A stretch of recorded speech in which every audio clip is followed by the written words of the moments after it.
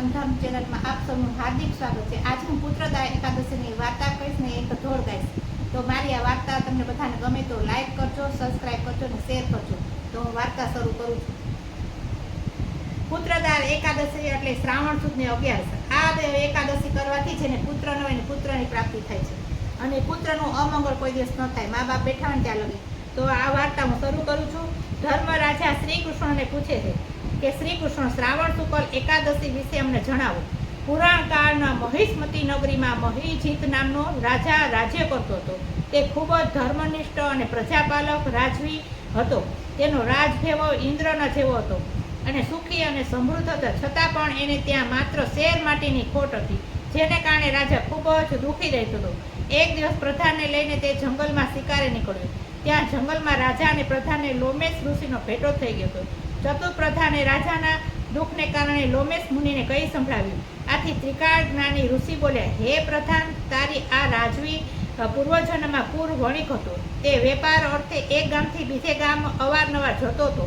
એક દિવસ જેઠ માસની સુદ 11ના પવિત્ર દિવસે બપોરે એક ગામના સીમાડે પાણી પીવા ગયો। ત્યાં વાછરડા સાથે ગાય પાણી પીવા આવી હતી। તેણે ગાયને પાણી પીતા પીતા હાંકી કાઢી અને પોતે પાણી પીવા લાગ્યો।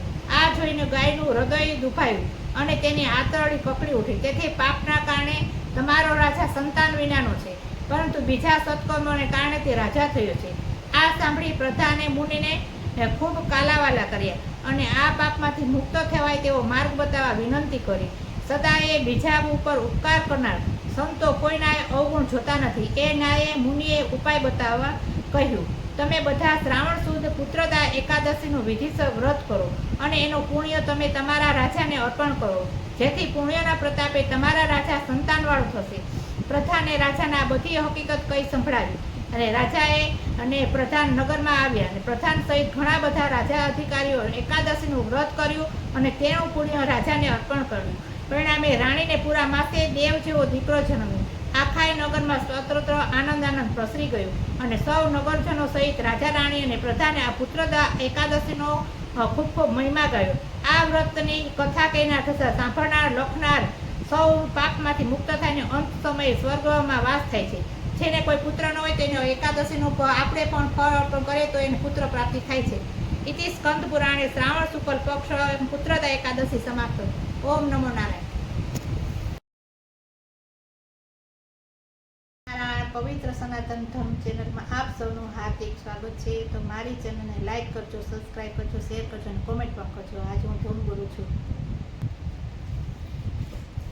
મારું મન દોડી દ્વારકામાં જાય, મારું મન દોડી દ્વારકામાં જાય।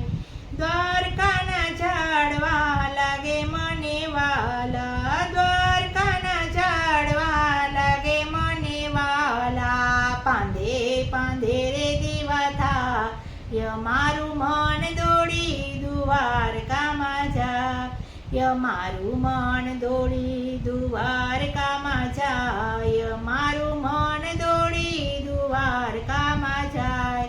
દ્વારકાના ગોમતીજી લાગે મને વાલા, દ્વારકાના ગોમતીજી લાગે મને વાલા। ગોમતીજીમાં સ્નાન થાય, મારું મન દોડી દ્વારકામાં જાય।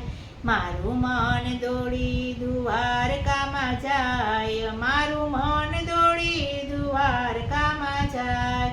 દ્વારકાની ગલીઓ લાગે મને વાલી, દ્વારકાની ગલીઓ લાગે મને વાલી।